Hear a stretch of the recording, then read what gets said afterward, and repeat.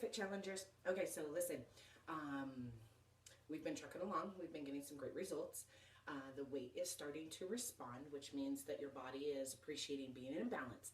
It's very, very important. A couple of things that have come up. Do not stop measuring and weighing your food. 4 ounces quickly becomes 6 and 8 ounces based on eyeing it up. To this day, I still weigh and measure every bit of food that I make. Today we're going to talk about Tabata training and incorporating that into our workouts. We've already gone through our ab routine. It's very important. Make sure that you're doing that at least 3 times a week. Daily is fine. That's not weight resistance, and it should not induce a whole bunch of muscle soreness. It's just toning and tightening those abdominal area to increase your core strength. When we're doing Tabata, you can utilize a clock, a timer. I love my Tabata app on my phone. She says exercise, she says rest. She says exercise, she says rest. Not a whole lot of thought process going into that. So that might be something you want to incorporate. We're going to go through 4 movements that you're going to incorporate immediately into a Tabata training style every single day. These are kind of introducing, getting our body moving, starting.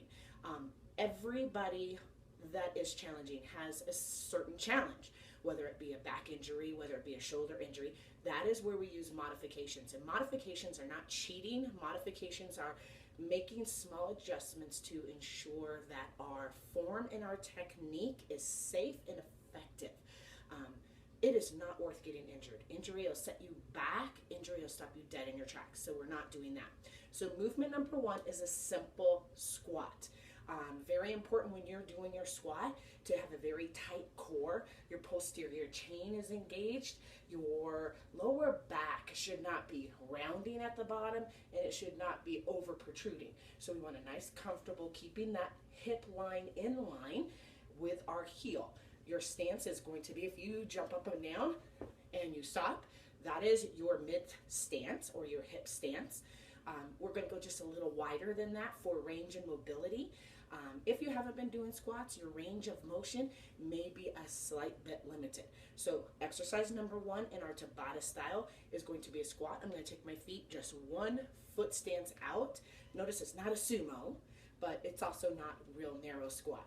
And when we squat down, very important, I want your body to come down, and I want that booty to come in line with your knees, and I want you to come back up. And when you come back up, you're squeezing or driving through the heel, squeezing the back of the leg, and squeezing the hips at the top. Squeeze those glutes. Contract, squat, contract, squat, contract. The next step up from that is a jump squat. When you jump squat, very important, if you have any back injuries, any impact injuries, knees, ankles, you want to avoid those impacts on your body. We don't need to go there to get a very effective workout.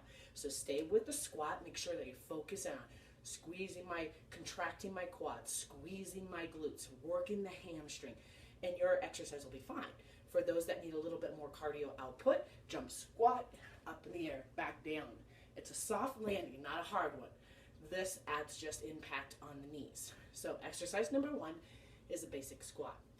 We're going to do something called body thrusting, or we're going to push the blood from different areas of the body. Okay, so exercise number 2 is going to be a basic push-up, and you'll be shocked with how many people cannot do an effective push-up.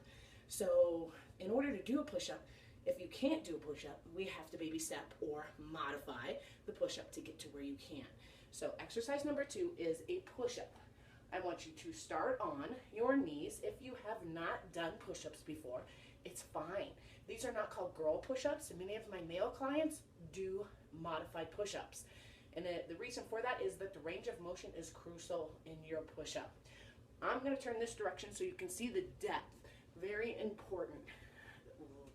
This here does not count as a push-up. When you do a push-up, we need to get the full depth or range of motion. Arms should be shoulder width, and then 1 stance out. We're doing wide stretch push-ups. When you come down, your chest should pass your 90-degree bend in your elbow. If not, it did not count. When you come down, squeeze back up.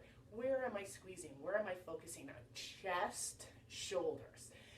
Think about when you squeeze up, I'm squeezing oranges between my armpits. Squeeze, squeeze. When you go to your toes, very important. And I challenge everybody to try one. If you get stuck, that's fine. When you go to your toes, no stink bugs, no bananas. I see this all the time. Nice straight plank, all the way down, all the way up, all the way down, all the way up. A good practice is to be able to touch your chest on the ground. That's a forced depth. You know that it's there. If that's too far, put a little ball, a very small ball, baseball, there. Touch it every time. That way you know you're getting the depth. Exercise number 3 is going to be a lunge. When we do the lunge, very important with the lunge, body again, core is engaged, nice and tight. None of this, none of this. Nice and straight. We're going to lunge back and pull forward. When you lunge back, I want to see this back leg bend. We see lots of this. That does not count in a lunge in my world. That counts as a ready, get set, or a runner stance. Okay, so we didn't say runner stance, we said lunge. Here's your lunge. All the way down, all the way up. And if you watch my front knee, it will not go ahead of my toe. That protects your knee. Squeeze up and squeeze down. Squeeze up and squeeze down. You should feel that engage.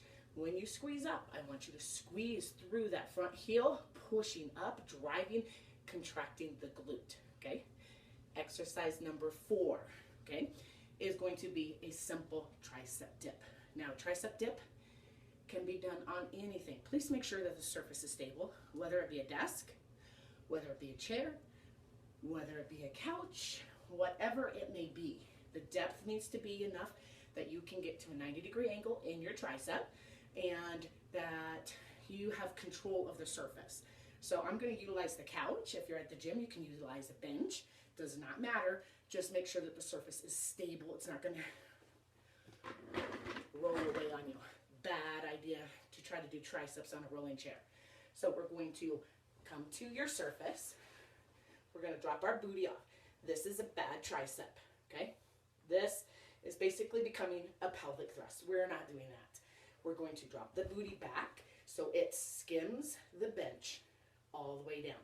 So we're going to tricep and push, tricep and push. My legs are bent. This is an assister. It's a modification. This is a little bit harder, a little bit more. Perfectly straight, a little bit more. Wow, these are getting easy. Now I'm going to elevate or put a box underneath my feet or another chair. And now it's a little bit harder. So modify those based on your performance. When you're doing the tricep dip, if your elbows are out here, you're really utilizing a ton of shoulder. Our goal is to target the tricep. The back arm of the area, the back rear delt will trigger in, tricep will trigger in. You're also going to feel a stretch in your chest. That's excellent. But those elbows should come back, and we want to squeeze them.